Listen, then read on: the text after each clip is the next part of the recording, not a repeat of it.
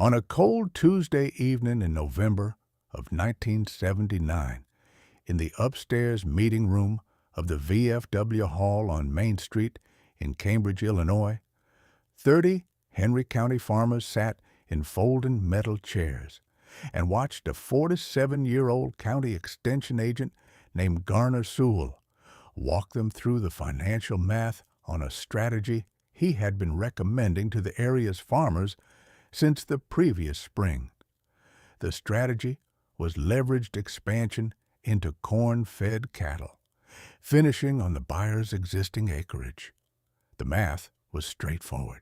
At 1979, corn prices of $2.70 a bushel, and at 1979, finished steer prices of $76 per hundredweight, and at 1979, Henry County land prices of about $2,200 per deeded acre, and at the available financing of 8.25% over 8 years from the Geneseo Federal Land Bank office, an operator with 320 deeded acres of paid-for ground could borrow about $480,000 against the land equity.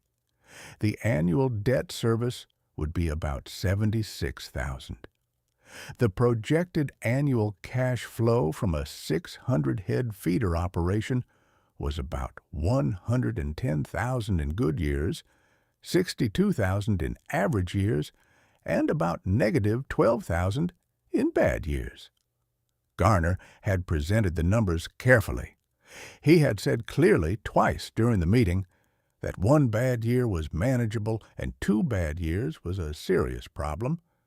He had not used the word recession. The 30 farmers had listened. Garner had been the regional extension agent for Henry County since 1968, 11 years at the post. He had a master's in agricultural economics from the University of Illinois. He was honest and competent. He was that November of 1979 completely unable to predict what the federal funds rate was going to do in the 18 months after the meeting.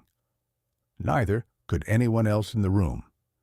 2 of the men in the meeting room were Bertram Schomburg, 34 years old, of the Schomburg Place 6 miles north of Cambridge, and Dwayne Eichhoff, 36 years old, of the Eichhoff Place 3 miles east of Bertram. They were neighbors of a sort, close enough that their 2 operations were separated only by the Knox-Henry County Line Road, and they hauled corn to the same elevator in Geneseo every fall. Bertram had 120 acres of mixed corn and pasture ground that he had inherited from his father Hallward in 1972 at age 27. Dwayne had 320 deeded acres of nearly all corn and soybean ground that he had built across 13 years from a starting inheritance of 160 in 1966. They were not close friends, but they had known each other since high school in Cambridge, and they were respectful of each other's operations. After the meeting that November evening, the 30 farmers had filed out of the upstairs room. Bertram had stayed for 1 beer and had then walked out to his pickup in the cold. Dwayne had stayed for 2 beers and had talked with Garner Suhl at the bar for about an hour. Dwayne had asked Garner a number of specific questions about the financing, the variable rate features, the prepayment terms, the structure of the feeding floor capital expense. Garner had answered every question honestly within the limits of what he knew. Dwayne had not asked the question that, in retrospect, would have been the right question.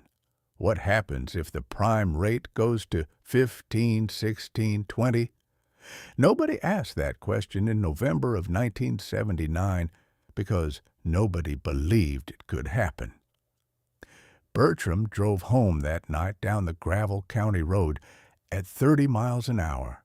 He was lean and medium height, with a square face and quiet, steady gray eyes inherited from his father, Weathered hands earned across 19 summers of working alongside Hallward from age 14 onward. He wore a plain dark seed cap, a denim work shirt under a canvas chore coat, canvas work pants, and leather work boots. His wife, Marvel, was at the kitchen table when he came in. She said, "Bertram, are you going to do the cattle finishing strategy?" He said, "I have not decided yet." He said, "I am going to think about it." She said, "Garner makes the math sound reasonable." Bertram said, "Yes, he does." He said, "The math is reasonable." He said, "I have not decided yet." He drank a cup of coffee at the table without saying much. Then he got up and walked out to the shop in the cold. The shop had a single bulb burning above the workbench and a small wood stove that had been banked down for the night. Bertram stood at the inside of the shop door for about 10 minutes.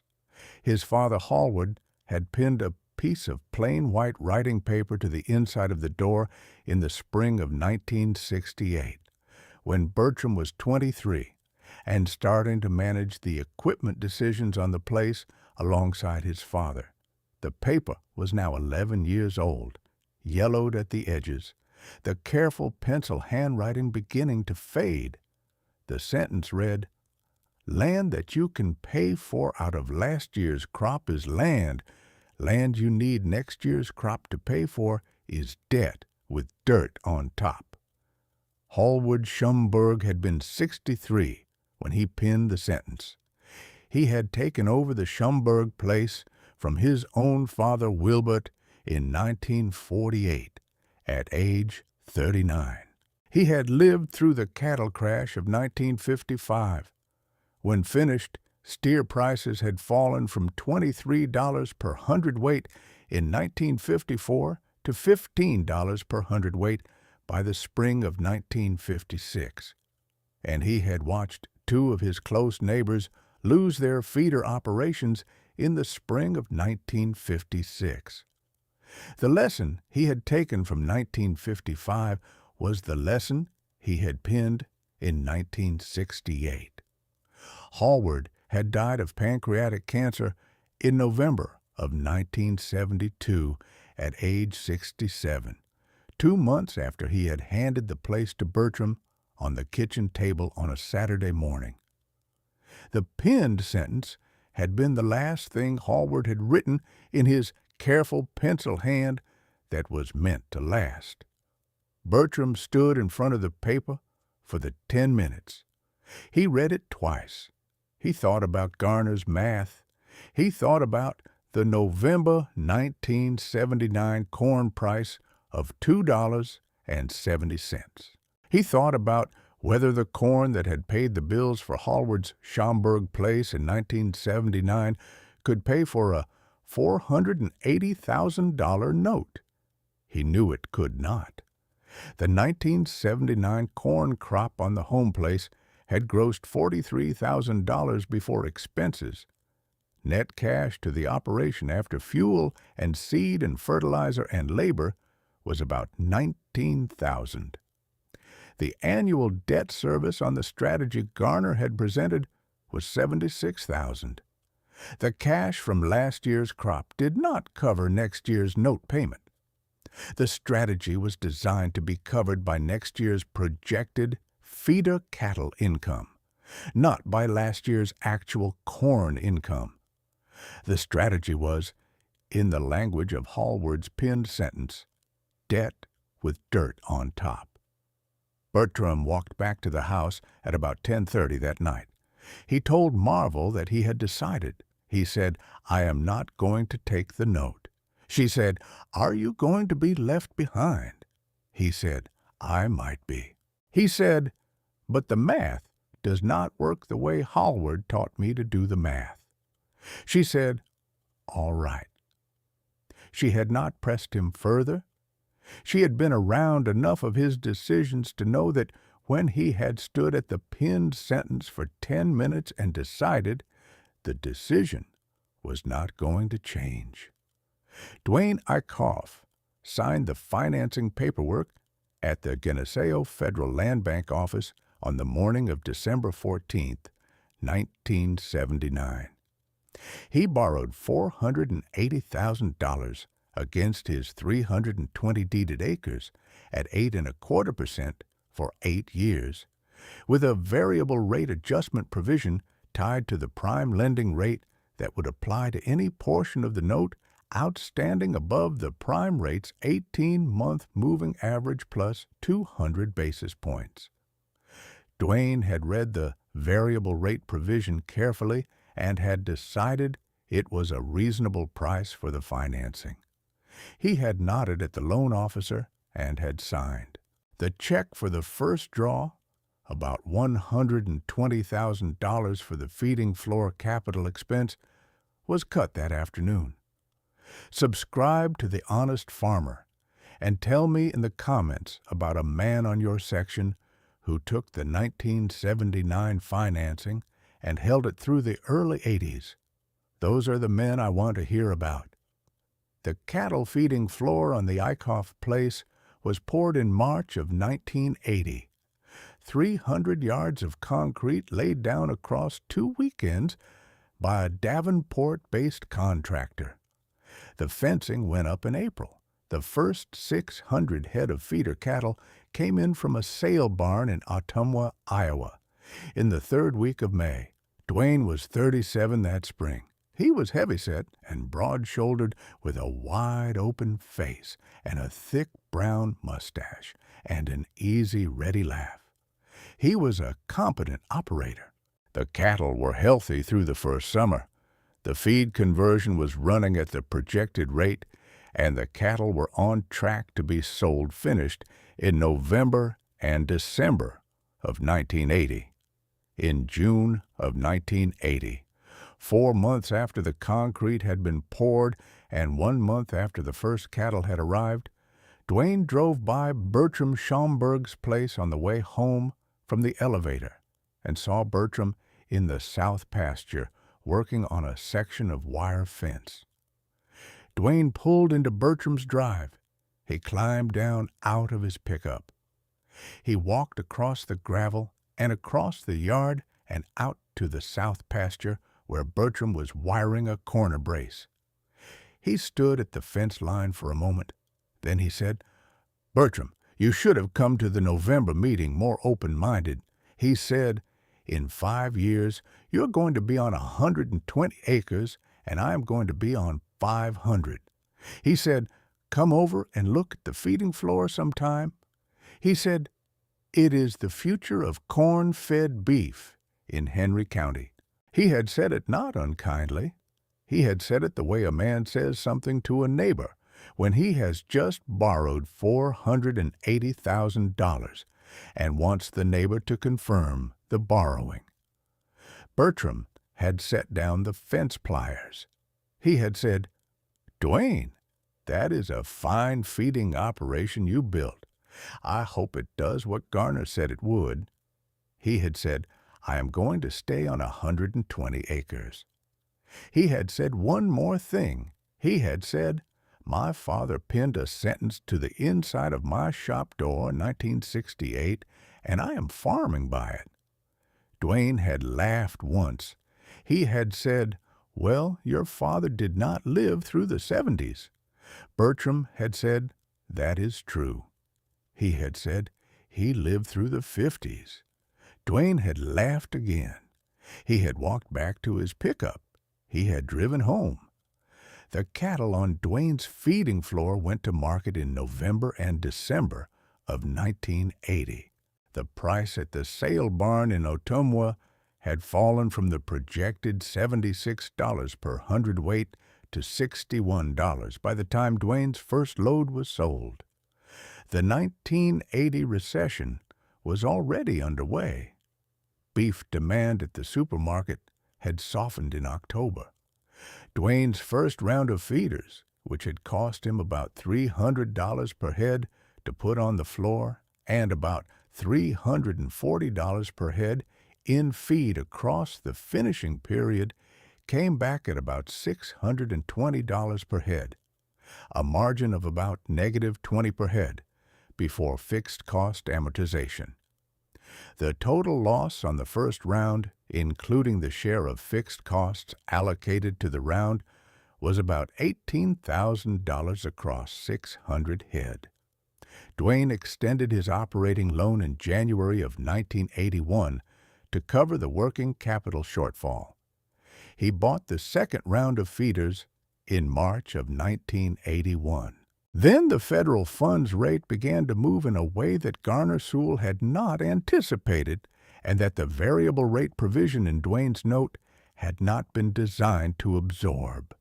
The prime rate had been 12.25% in November of 1979 when Garner had given his presentation. By December of 1980, the prime rate was at 21.5%. By August of 1981, it was at 20.5%. The variable rate adjustment on Duane's note, structured against the 18-month moving average plus 200 basis points, climbed from the original 8.25% to 12%. By mid-1981 to 16.5% by early 1982. The annual debt service on the note climbed from the original $76,000 to approximately $110,000 by the spring of 1982. The corn price softened further across 1981 and 1982. The cattle price slowly recovered through 1982, but not to 1979 levels. Duane's note was restructured by the Geneseo Federal Land Bank in the spring of 1983. The restructured note extended the original 8-year term to 12 years and added a deferred interest provision that capitalized the accumulated unpaid interest into the principal. The principal balance on the note, originally $480,000, was now approximately $535,000. The annual debt service restructured downward was now about $62,000. The math at the restructured terms still did not work. Duane extended his operating loan again in the fall of 1983. By the spring of 1985, the bank had asked him to bring his wife Noreen and a list of his assets they would consider liquidating. The dispersal sale at the Eichhoff place was scheduled for Saturday, June 8, 1985. It was called by an auctioneer out of Bureau County named Louis Strang, who had been on the auction circuit for 31 years. The 320 deeded acres of the Eichhoff place were sold separately at a courthouse step sale at the Henry County Courthouse in Cambridge the following Tuesday. The land brought $840,000 total, below its 1979 appraisal, but above the restructured loan principal. The bank cleared the note with some surplus that went to Duane after closing costs. Duane ended up with about $31,000 in cash in the 5-acre house lot he had kept out of the original 1979 deeded acreage. He kept the house. He went to work at the elevator in Geneseo 3 days a week in July of 1985. He was 42. The almost quit moment for Bertram came at the kitchen table on a Sunday night in February of 1985, 4 months before Duane's dispersal. Land prices in Henry County had fallen by about 40% from the 1979 peak. The county was full of distressed sales, courthouse step sales, and bank-held inventory. Bertram's wife, Marvel, had been doing the math on the kitchen calculator for 2 months and had said the night before that maybe Bertram could buy 80 acres of corn and soybean ground at the depressed prices from a distressed sale that was scheduled for March of 1985.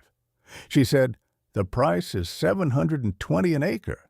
She said, "That is $57,000 for 80. She said, You have $52,000 in the savings account from 12 years of careful operation. She said you could borrow $5,000 from the local bank to make the difference. She had said it once. She had not said it twice. She had gone to bed. Bertram had sat at the kitchen table on the Sunday after with a cup of coffee in front of him and the radio off. He had thought about it for a long time. The 80 acres being offered at the March sale were on the south side of a parcel that adjoined his own east boundary. Flat, clean, tillable ground that he had walked many times in his life. The price was about 30% of the 1979 peak. The financing question was different from the 1979 question. In 1979, the question had been, should I borrow against my unencumbered land to expand into a leveraged feeder operation? In 1985, the question was, should I pay cash for additional land at the trough price? He thought about the pinned sentence. The sentence said, land that you can pay for out of last year's crop is land. The 80 acres at $720 an acre was $57,000. His 1984 corn crop had grossed $41,000 and netted about $22,000. He could not pay for the 80 acres out of 1 year of crop.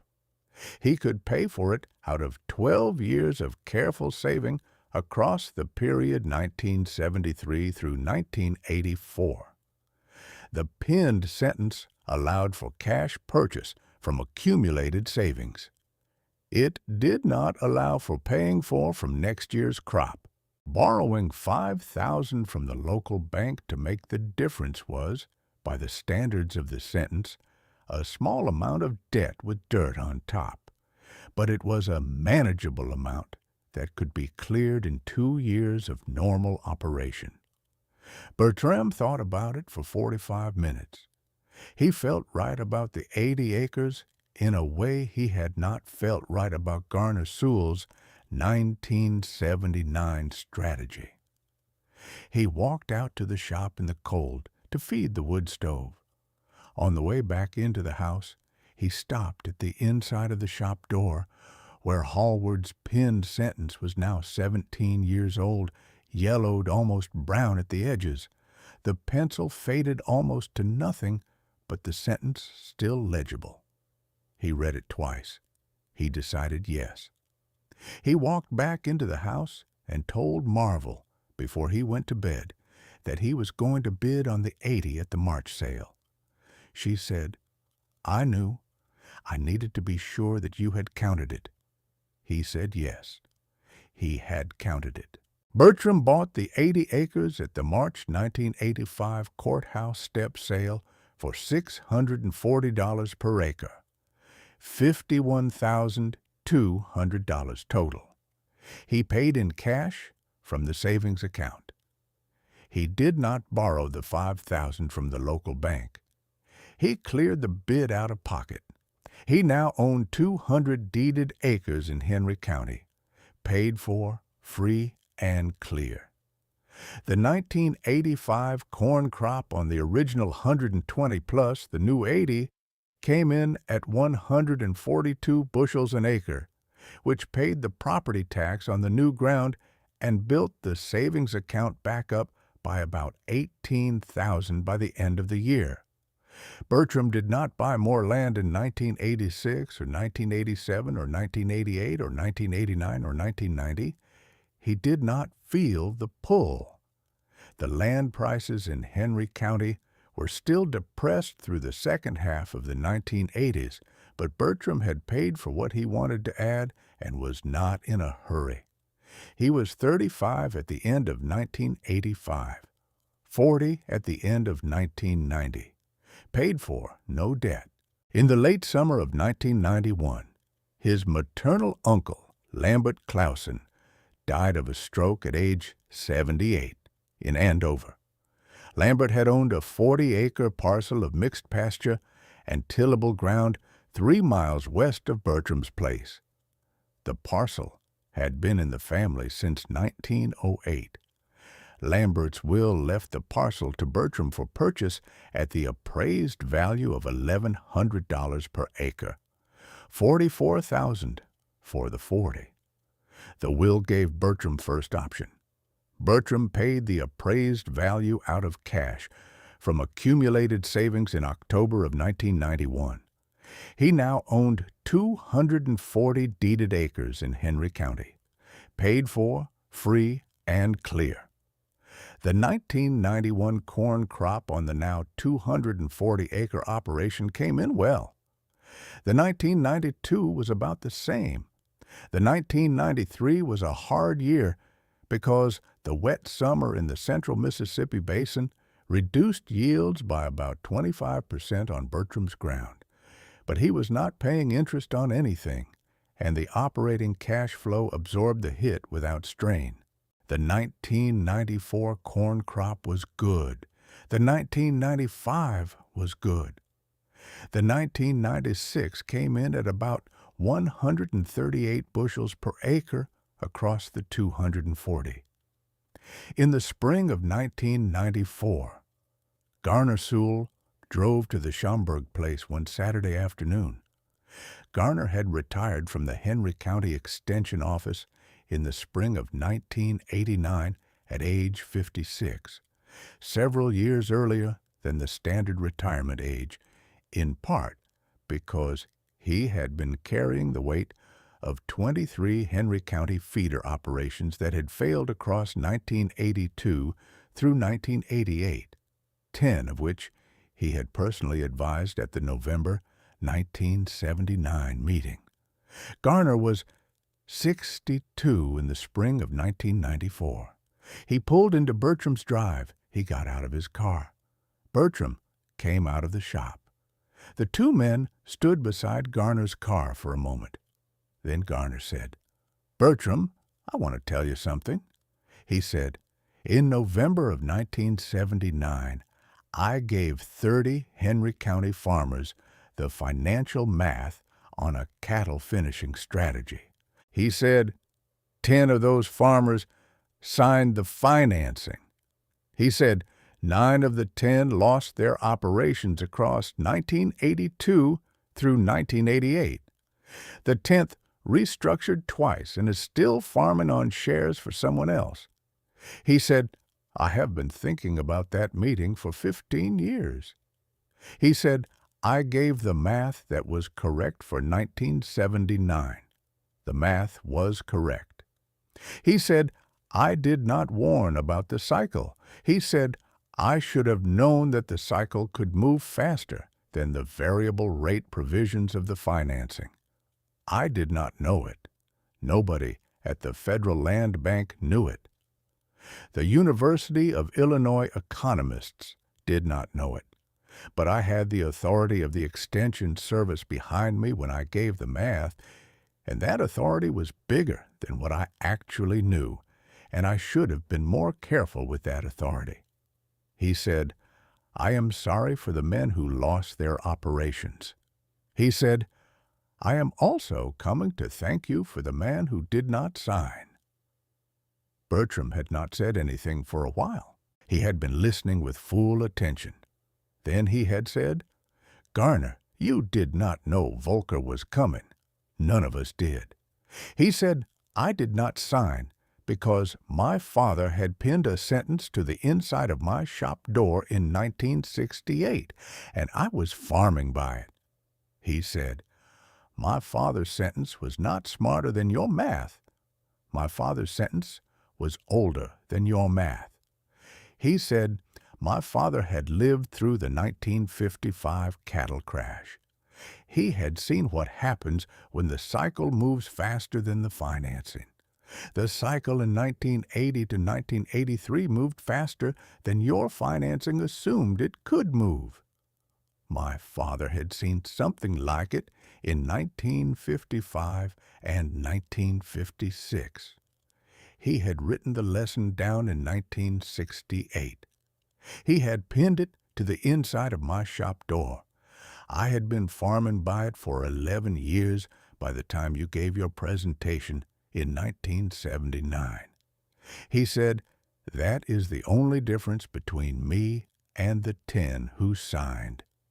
The pen, the paper, the pencil." Garner had nodded. He had said, "Can I see what your father wrote?" Bertram had said, "Yes." He walked Garner back to the shop. The shed door was open. The paper was on the inside of the door, now 26 years old, yellowed almost brown at the edges. The pencil faded almost to nothing, but the sentence still legible. Garner stood in front of it for about a minute.